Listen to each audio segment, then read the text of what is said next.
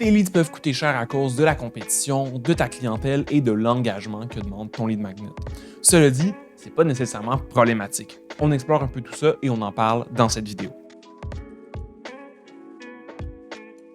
Lancer une campagne de publicité en ligne et se rendre compte que notre coût par lead semble élevé, c'est jamais agréable. Il y a pire évidemment, comme se rendre compte qu'on a mis un zéro de trop à notre budget quotidien en pub et que ça fait 5 jours qu'on dépense 1000 $ par jour plutôt que 100 $.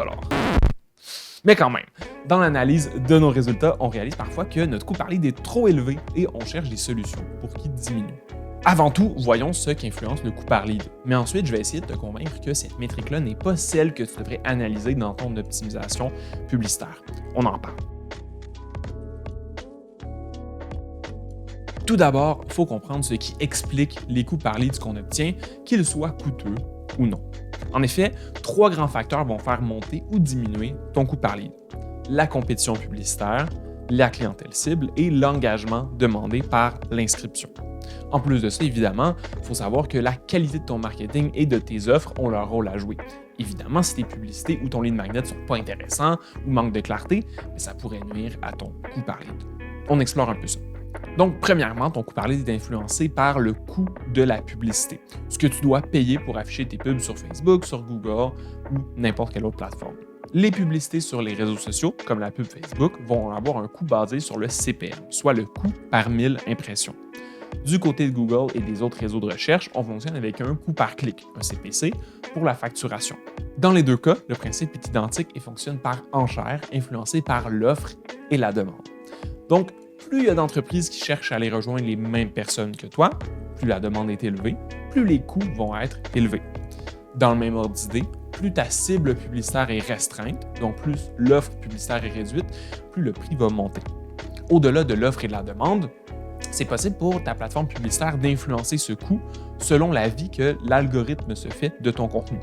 En d'autres mots, si tes publicités semblent être aimées par ta clientèle et que les gens réagissent, commentent, cliquent, etc., la plateforme pourrait venir faire diminuer ton coût publicitaire.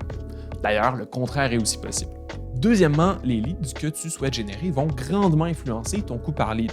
Comme mentionné dans le premier facteur, ton marché cible va faire varier le coût par lead selon s'il contient beaucoup de personnes ou non. Mais ce n'est pas tout.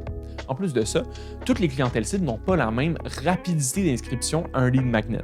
Si tu cibles un marché qui est habitué de voir beaucoup de lead magnets partout, ça pourrait être plus difficile d'obtenir des inscriptions et justifier un coût par lead plus élevé. Par exemple, c'est possible que comme entrepreneur, tu vois passer constamment des lead magnets pour développer ton entreprise, améliorer ton marketing, etc. Donc, tu risques de ne pas tous les télécharger ni de rentrer tes informations de contact partout. De l'autre côté, si ton marché ne voit pas des milliers de lead magnets par mois et que ça ne les dérange pas de donner les informations de contact, ça pourrait jouer en ta faveur et ton coût par lead pourrait être plus bas. Si jamais tu ne l'avais pas remarqué, les deux autres facteurs, soit la compétition publicitaire et ton marché cible, sont hors de ton contrôle. Tu ne pourras malheureusement pas influencer l'offre ou la demande publicitaire ou bien magiquement changer ta clientèle cible du jour au lendemain pour faire baisser ton coût par lead facilement. Par contre, c'est toi qui as le contrôle de ce troisième facteur. C'est le niveau d'engagement que va te demander ton lead magnet. En gros, plus tu en demandes beaucoup à ta clientèle, plus que les leads risquent de coûter cher. À l'inverse, plus ton contenu est facile d'accès, plus tes leads pourraient être abordables. C'est pourquoi un webinaire, par exemple, risque de générer des leads à un coût plus élevé qu'un e-book ou qu'un quiz, parce que le webinaire requiert de l'individu d'être disponible à un certain moment dans le futur pour écouter une conférence en ligne. Tandis que de l'autre côté, un e-book ou un quiz, ça peut être consommé immédiatement, rapidement et facilement. Attention par contre à ne pas tomber dans le moins cher possible parce que l'engagement demandé par ton lead magnet va venir aussi affecter la qualité et le niveau de conversion que tu vas obtenir de tes leads. Malgré un coût par lead plus élevé dans un webinaire que dans un quiz, on va généralement plus de ventes se générer après le premier, le webinaire, qu'après le deuxième. De la même façon que si tu demandes à tes leads d'entrer leur adresse courriel, leur nom, leur numéro de téléphone et plusieurs autres infos pour accéder à ton contenu, tu risques de voir ton coût augmenter parce que l'effort demandé est aussi plus important. Payer pour acquérir un prospect en publicité, c'est quasi obligatoire pour accélérer la croissance de ta liste mail. Maintenant que tu sais pourquoi ton coût par lead peut être élevé, la question à te poser, c'est est-ce que c'est grave? Et généralement, la réponse, c'est non. Payer cher pour acquérir des leads, ça arrive tout le temps. que ce soit parce que la cible est très spécifique ou que le marché est compétitif. On a vu plusieurs de nos clientes et clients payer plus de 10, 20 ou 30 $ par lead et avoir tout de même une stratégie extrêmement rentable. Et c'est là le mot le plus important, rentable. Le coût par lead est important, mais pas autant que les revenus qu'on génère de ces leads. C'est ce qui fait toute la différence. Parce que si tu payes 50 sous par prospect, mais que ces personnes-là achètent jamais tes offres, ton investissement n'est pas rentable. Mais si tu payes 10 $ par lead et que chaque lead achète en moyenne pour 20 ou pour 30 $, ça fait beaucoup plus de sens. Le coût par lead n'est donc pas la meilleure mesure du succès de ta campagne parce qu'elle ne prend pas en compte les revenus qui vont être générés par tes leads. Viser à générer les leads au plus bas coût possible va souvent venir diminuer la qualité de tes leads et générer des informations de contact de personnes qui ne font pas nécessairement partie de ta clientèle cible. Bref, le coût par lead n'est pas aussi important que les revenus par lead, qu'on appelle aussi EPL pour Earnings per Lead.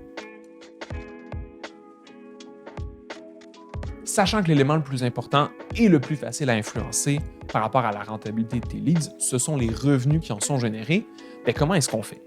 Il y a 3 méthodes principales qui existent pour augmenter ton revenu par lead. Premièrement, propose un petit produit. Pour rapidement augmenter les revenus générés par tes prospects, propose une petite offre extrêmement alléchante et abordable immédiatement suite à l'inscription à ton lead magnet.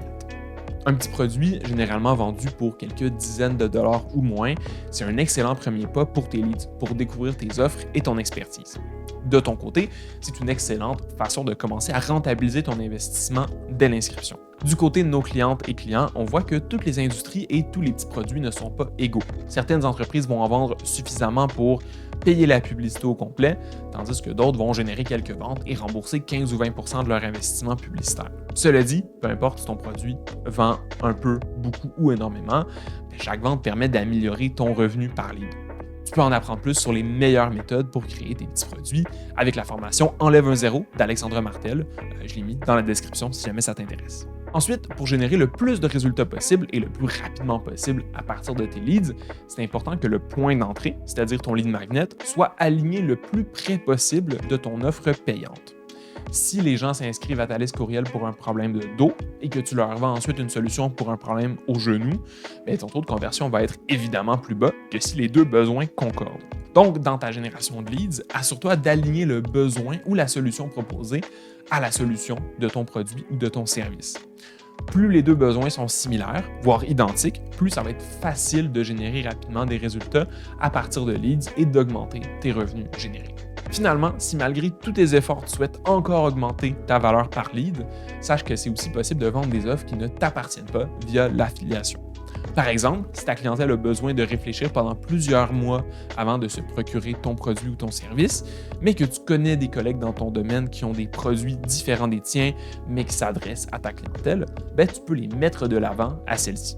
Alors, en plus de parler de tes produits ou tes services, tu peux mettre de l'avant des offres complémentaires aux tiennes avec un lien affilié. C'est par exemple ce que j'ai fait un petit peu plus tôt dans cette vidéo avec la formation Enlève un zéro d'Alexandra Martel. Bon, c'est pas un lien affilié dans ce cas-ci, mais c'est le même principe. Ton objectif, c'est plutôt d'obtenir le plus grand volume de leads en ayant peu de préoccupations pour leur rentabilité à court ou à moyen terme. Ça pourrait être stratégique pour ton entreprise de chercher à obtenir le coût par lead le plus faible possible. Dans ce cas, tu vas chercher d'abord à optimiser l'accessibilité de ton lead magnet. Tu vas donc prioriser 2 choses. Premièrement, assure-toi que l'angle de ton lead magnet peut rejoindre le plus grand nombre de segments de ta clientèle cible. Pour avoir le plus de leads possible, mieux vaut viser tout ton marché et ne pas limiter ton lead magnet à un petit créneau seulement. Comme ça, plus de personnes vont être intéressées par ton lead magnet et donc plus de personnes vont pouvoir s'inscrire, évidemment. Deuxièmement, priorise un lead magnet qui demande peu d'engagement de la part de ta clientèle. Choisis un format de lead magnet qui est facile et rapide à consommer. Ici, on met de côté les webinaires ou les challenges complexes pour laisser place à un contenu qui se consomme rapidement, comme une checklist ou un quiz. L'idée, c'est de demander un engagement le plus faible possible pour que tout le monde ait le temps de s'inscrire et de profiter de ton lead magnet.